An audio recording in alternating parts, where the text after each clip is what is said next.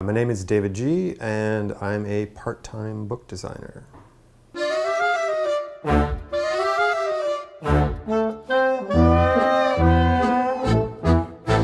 This is Shelf Monkey by Redekop, although you wouldn't know it to look at it.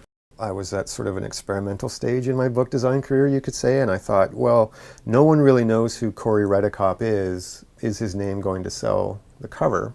One of the first covers I designed was just a very sort of straight-ahead Shelf Monkey, Redekop style book cover that was festooned with the sort of stickers you would see in a bookstore, like this is a staff pick, this is now in paperback, this is 30% off. It sort of obscured the book in and of itself.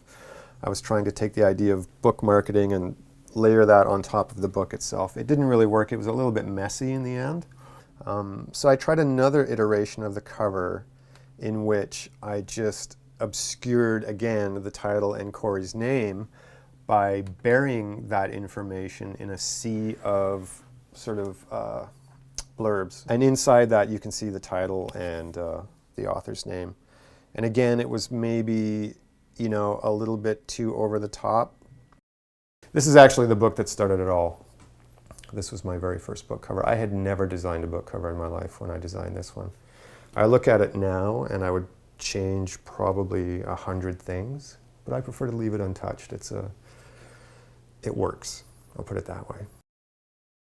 I tried another design that actually just featured the word book on the front of an all white book, and then the barcode on the back, and all of the information was housed on the spine. Doesn't really have that much stopping power. And I don't even think I got a response when I sent that one through. I think Corey thought it was kind of funny, but it was one of those, what else do you got? I don't actually have a set process, which I think is pretty good because I'm sort of excited by every new job that comes in.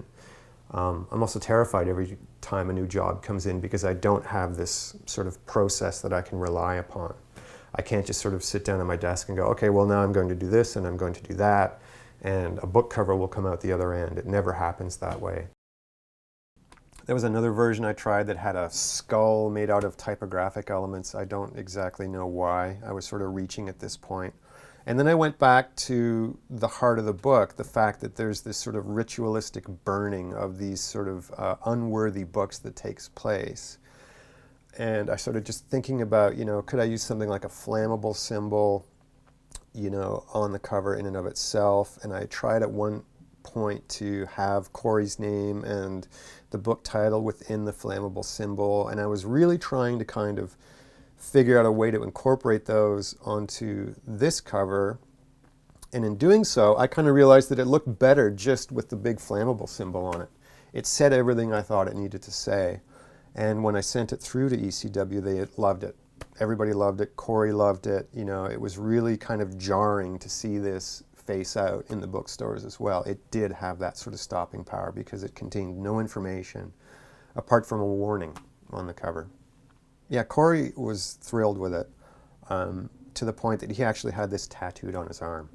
And I remember the editor, Jen at ECW, forwarded a photo of Corey's tattoo when it was still dripping and fresh. And I just remember the image kind of showing up in my email window, and I was just thinking, no, you didn't. And he did. So I mean, in the end, I'm pretty glad he didn't go with that all-type cover that had all the blurbs on it, because that would have, you know, that could have got infected.